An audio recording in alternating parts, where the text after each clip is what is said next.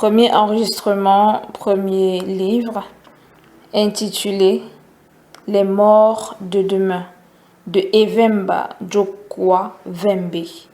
Titre original, Les morts de ma conscience de demain. Édition Clé.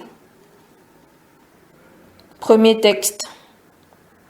Être l'autre. Je suis un dessinateur. Je prétends être un sculpteur. Souvent, je me sens à la fois dessinateur, sculpteur des idées, de mes idées, des idées des autres, des idées de l'autre. Quand je me fais fort de sculpter mes idées, je m'aperçois vite que ce sont les idées des autres. Et lorsque je veux esquisser ces idées qui appartiennent aux autres, je découvre qu'en fait, c'est l'autre qui les a inventées. Pourtant, j'ai toujours eu l'impression qu'il est facile de ficeler dans un seul paquet toutes mes idées et de mettre dessus mon étiquette, d'empaqueter dans un emballage unique toutes les idées des autres et de mettre à part les idées de l'autre, étant donné que les idées nées de chacun de ces trois cercles revêtent des coloris apparemment différents et se matérialisent tout aussi apparemment de manière différente. Ce n'est évidemment qu'une impression, car à partir du moment où mes idées font partie des idées des autres et que ces derniers émergent des idées de l'autre, aucune idée n'est fondamentalement différente l'une de l'autre. De cela, on pourrait déduire que mes projets de dessin et mes épures plastiques ne m'appartiennent pas en propre, de même que la projection que j'en fais sur les autres se révèle n'être qu'une surimpression de l'autre. Ce serait facile et paradoxalement erroné de conclure ainsi, parce que si l'on peut attribuer à l'autre l'existence d'une montagne, on ne peut en aucun cas m'en rendre responsable. Si l'on peut attribuer aux autres le système d'urbanisation des espaces terrestres, l'autre y est physiquement étranger. Et quand je décide de t'embrasser, ô Gengu, est-ce l'effet produit par l'action des autres? Nous avons là trois spécificités qui définissent et limitent nos dimensions respectives. Mais nous avons là aussi trois preuves du drame que je vis. Expliquons.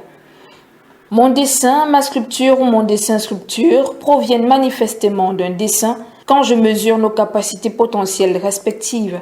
Je peux en effet concevoir un stade omnisport de 1 million de places dans une ville de 10 millions d'habitants. Je dessine là mon idée. Pour arriver à la sculpter, il faudrait que les autres la reconnaissent comme étant la leur. Ainsi, le stade verra le jour parce que les autres auront été capables de réaliser leur idée. Sans eux, mon idée ressemble à une vision, à un mirage. Or, je ne suis pas mirage, mais plutôt je suis. Par contre, tous les autres auront beau se réunir, s'unir, ils n'auront jamais l'idée de créer un continent ayant des fleuves, des plaines, des mers, des grottes avec stalagmites, des montagnes, des déserts et des forêts. Ils n'auront jamais la capacité de donner un satellite à la Terre qui possède les mêmes éléments géophysiques et qui puisse recueillir le surplus de la population humaine. Ça, ce sont les idées de l'autre, les capacités du pouvoir de l'autre. On arrive ici à la découverte d'une hiérarchie existentielle, la puissance des autres dans celle de l'autre. Et pourtant, j'imagine bien, moi, que les autres peuvent ou ne peuvent pas, que l'autre peut ou ne peut pas, encore que ce dernier postulat se pose en termes univoques. Ma capacité d'imaginer les idées de l'autre me place dans la position d'alter ego de cet autre. Mais comme je ne suis capable que d'imaginer, c'est-à-dire de concevoir les idées de cet autre sans avoir le pouvoir de les réaliser, je suis l'autre à substantiver. Mais, ô Dieu, pourtant, moi sur la terre, je suis concret, je suis positif, je suis.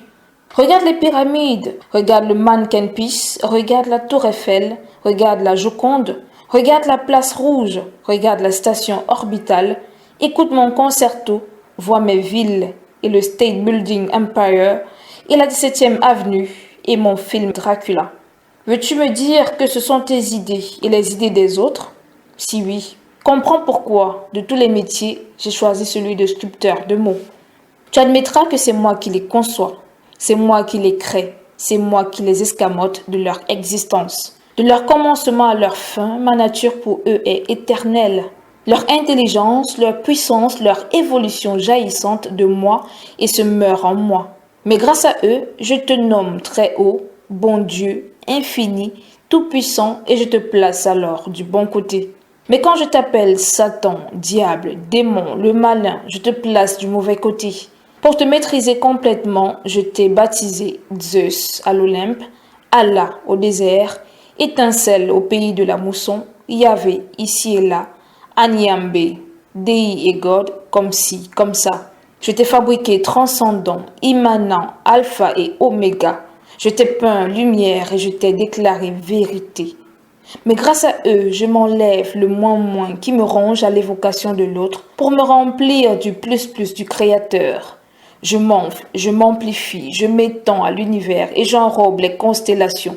Et je m'icebergise et je sers d'appui à l'équilibre des systèmes du moment que je t'équationne en les mettant en équation.